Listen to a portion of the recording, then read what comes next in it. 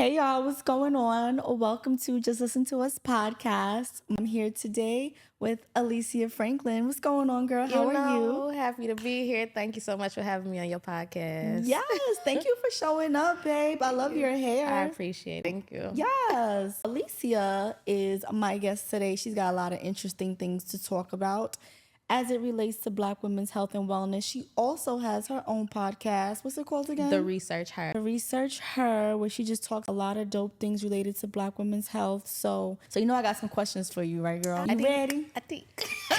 So what inspired you to pursue a career in analytical chemistry? Honestly, I ended up in analytical chemistry because I tried a bunch of things that I didn't like, and I ended up somewhere that I did like. So when I was growing up, my mom knew I was really good at science. So she really nurtured that part of me. And so I tried all the different summer programs in high school and stuff like that. So when, during the summer times, I wasn't just like outside playing. I was like going to engineering summer programs, pharmacy summer programs. And when it was time for me to go to college, I was like, yeah, I'm a major in biochemistry. Got to college and was like, yeah, I don't like bio, but I like the chemistry part. Okay. So you a STEM girl? I'm a STEM girl. From a young age? Yeah. And when it was time for me to pursue my doctorate, it was like, you got to pick a program. And I really gravitated towards the university that I went to, and they were really good at analytical chemistry, and it was a really good fit because then I found out like, oh shoot, this is the type of research I'm supposed to be doing. That's awesome. I love to see Black women doing dope things. So, as a Black woman in this field, I'm sure there's not many of us in there, but what unique challenges have you faced and how have you overcame them? Yeah, I feel like I must sound like all the other Black women out there talking about like don't dismiss your story about the hair. It's always the hair, and right. like it's always the issue with like people like having questions about or like questioning what's your natural hair and things like that. And I don't like that. Like I don't like that neither. Yeah, it's like the assumption is that it's not yours. It's not mine. So if it's straight, it's like, oh, is that your natural hair? Why are we talking about this? Why is it an issue? Exactly. That's the point. It shouldn't be. I think another one is like, I'm from the south side of Chicago. So the way that we may talk is maybe very direct and like, to some they may use the term assertive. But when I enter into like I would say the academy overall, the way I spoke came off more like aggressive or mean, so I got a lot of people who gave me pushback about the way that I talk because I don't add that little sugar on top, Right. So I think like it's when you're in a space with a bunch of people who aren't usually the folks that you're used to communicating with, where they can receive the message without, getting offended, without the cherry on top or whatever. I would say it's like a communication thing. Yeah. Got it. So I guess, you coming into this field with a different communication style, STEM level of just, skill and knowledge, fusing that together to give Black women a voice in this industry is kind of what positioned you and drives you to get here, I'm guessing, right? Yep. That's dope. So on that same vein, how has your identity influenced your research interests? Yeah, I ended up where I am now because I was in grad school and I love, like, I would say I was just at a place where I was like, I want to do this, but I don't see how this is relating to real life. I don't see how this is impacting like the bigger world and my people. And so it was while in grad school that I started my podcast, as if I didn't already have so much to do. Going on. Yeah. And it was the idea that I wanted to start thinking more about how research translates into like bigger world issues. And so when I started my podcast, I was like, I'm gonna start a podcast about how there's research out there that relates to Black women's health. And I ran into this paper, and the paper was published back in 2018. And it was the first paper that tested hair products that were used by Black women. And it focused on like trying to understand those. And and like what toxic chemicals are present in those hair products. And it was one of those moments I was like, oh my goodness, like I use a tool called mass spectrometry to analyze chemicals. Yeah. And so I saw this paper and they're using mass spectrometry to analyze chemicals, but it's related to Black women. I want to do that. And so I remember like my brain started churning, and the work was done by an organization that I actually was like, never heard of these people. Looked them up. Girl, ended up reaching out to them, applying for a job, and I've been working with them ever since. You see why he do it? Every time. Every time. And you know, it's funny you talk about hair products, because I'm like a hair product junkie. I'm really super into hair and all of that. And you know, you just never really sit down and think about what the hell am I putting? You don't. What is, you know, it's just like, all right, it's just going to lay my edges. It's going to get rid of my frizz. But, you know, these products have things in it that, and, you know, we've been using these products since we were little girls, some of these things. So it's important that we have people like you in this space to really shed light on this issue. So you did a study that was published with your job, you know, Columbia University, about some intimate care products. And, you know, can you talk to us a little bit about that study and what you found? Yeah. So, in that study, what we really wanted to do was understand who was using what products. So it was all about understanding patterns of product use, because we understand that Black women suffer more from hormone-related illnesses and conditions. So you're going to look at something like fibroids. Black women suffer more from fibroids. Or in the case of like ovarian and breast cancer, although Black women do get breast cancer and ovarian cancer at lesser like instances, they're less likely to get it. They're still more likely than white women to die from the disease. And so with that being said, there are certain chemicals that have been associated with these adverse health outcomes. They're called hormone disrupting chemicals or endocrine disrupting chemicals. And Black women have more oftentimes Black women have higher concentrations of some of these chemicals in their bodies. And we know that these chemicals are found in products that Black women more often use. And so we wanted to get a better understanding of what products are more often used by, you know, more marginalized folks. So with that kind of being said, we evaluated product use among a survey. It was a survey-based study, and we found that people with less formal education were actually more likely to use some of those more like scented sort of products. So what we looked at was like douches and wipes, sprays, and powders, which we consider like what we called scent altering products. Right. Yeah. And then alongside with scented menstrual products. So people with less education were more likely to use those products than people with higher formal education. And then Black people in our study were also more likely to use some of those products as well. And so, but what was most interesting about it was education was more so associated with the use of those products than race. So it was like just a stronger correlation to education. And yeah, that's essentially what we found in that. That's deep, because it's like I remember growing up, everybody's using feminine care. I still have these products under my cabinet. I don't use them anymore, but it's just like you're not a clean woman if you don't use this and you don't have this. And it's just like, you know, it gets into your brain like, I don't want to be stigmatized. So I could see people getting dependent on these products as a sense of identity for them as a woman.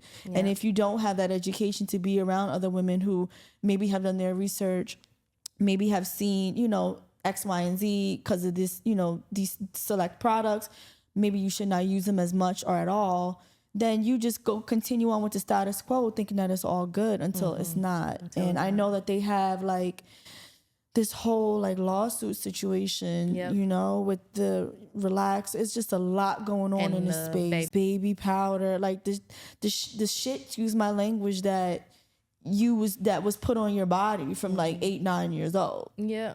You know, so now that everything's kind of coming to light, it's very interesting to me. What do scientists know about the types of chemicals that companies often put into these products? Yeah, so we can kind of start with like scents, for instance. So like I said, like people with less formal education are more likely to use scent altering products. And more specifically, they were more likely to say scent was an important factor when selecting their intimate care products, right? And so the trouble with scents are that they can account for so many chemicals. I mean, thousands of chemicals. So when you see, for instance, fragrance on a label, it doesn't have a real meaning. It's like telling somebody, like your friend coming in town, you're like, yeah, I live in Houston. What's your address? Houston. Like it has no meaning. You want to know like specifically what is that chemical that's in my product. But when you see something like fragrance, it's like it can mean anything. And so there are a lot of times where the chemicals that are in that fragrance formula can be something that it disrupts the hormone system. And so it could be things like a phthalate, which has been associated with increased or decrease of certain hormones in the body. And we know that hormones are what regulates most of the processes in your body. And so you have these different chemicals and products that we're putting on our body every day. And we're not just exposing ourselves to one chemical. You're not going to get like a intimate care product and it just has one ingredient. It's multiple ingredients and you're using it multiple times a day sometimes, but over the course of every day for years on end.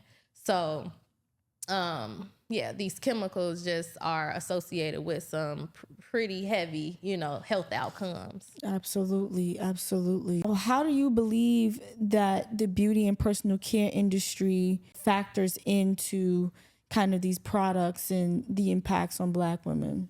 Yeah. So companies are often using chemicals that have not been tested for safety. So a lot of people don't know this, but chemicals do not have to pass a whole bunch of safety tests before they're put on the market or before they're put in products that are put on the market. And so it's this misunderstanding, I think, among consumers that because a product is on a shelf, it's safe for me. But a product can contain multiple chemicals that have not been tested for safety. And I think one of the issues that I personally get upset about is like when a chemical is put on the hot seat, what companies typically do is instead of like going and trying to create a formula that has a bunch of just like safe ingredients, they oftentimes do regrettable substitutes, which means that they're substituting in, like they're taking out a chemical that's on the hot seat, but then they're putting something else in that may not be the best for you either and isn't necessarily a safer alternative. And is what I think companies should start considering is that, if a chemical has not been tested for safety, then should you even be putting it in your product in the first place? Right. So being more critical of the formulation that you're putting out there, because people are trusting you into their home. And a lot of times these chemicals too are chemicals that are not just impacting the individual. Like, let's just say a pregnant woman, for instance, is pregnant with a female. And that child, whatever chemicals that parent is putting on their body, the female fetus or the female child that's in her already has all of the eggs that they would have for the duration of their life. So those chemicals are not only penetrating the skin of the pregnant parent, but also it's penetrating into the fetus and then the eggs of that fetus.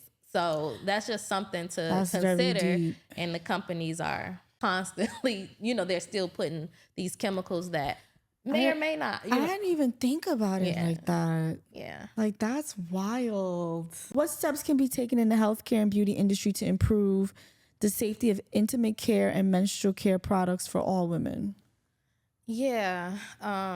So the first thing is doing better jobs of understanding, like the safety of the chemicals. And not only that, but how they interact with one another. So more tests to understand not only an individual chemical, but how they come together. And are there any chemical reactions that end up leading to something probably worse.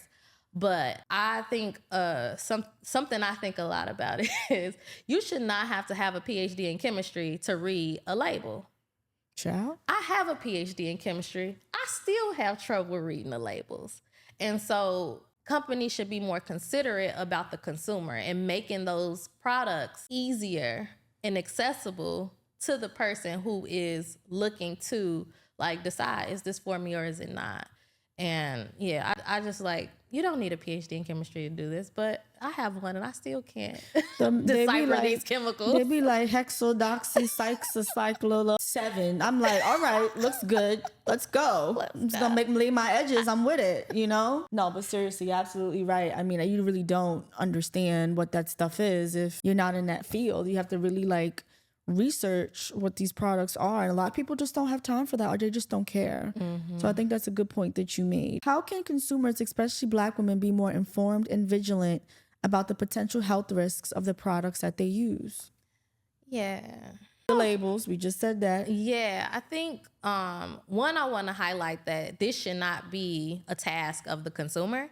There should be regulations in place and like the ban of certain chemicals in place that make it so that these products never even touch the shelves. So that's first and foremost. It should not be on us to determine like whether something is safe or not. We should just know when we purchase it. So it's not an individual issue, but you know, we kind of live in an individualistic society. So that, you know, with that being said, until there are better regulations out there on these products, a person, again, you're reading a label, but I also would consider things like, instead of like using 10 products, swap, you know, kind of narrowing it down to less. We know that less exposure decrease is, you know, that means less risk of, you know, adverse health outcomes. So, you know, just decreasing the number of products you're using, like maybe you don't need all 5 of the skincare products that you're using.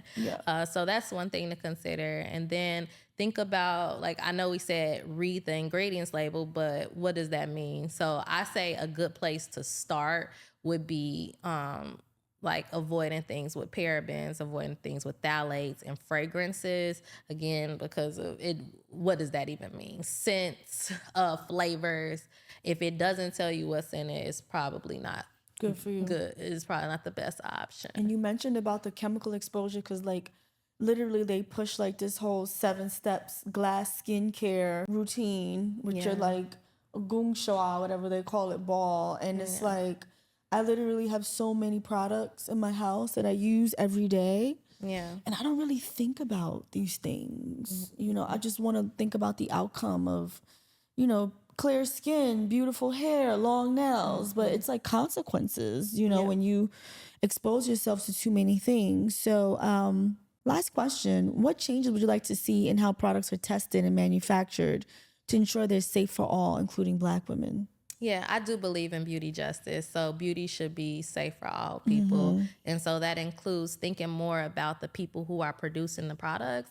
And so when we think about product safety or chemical safety, we should also consider like the regulations around like those who are doing the testing. So making sure there are some type of practices in play to make sure that the folks that are around these chemicals on a day-to-day basis, they're breathing it in, they're around it, like making sure we have the products we need, that there's some safety regulations in those factories or in those manufacturing facilities so that they are safe.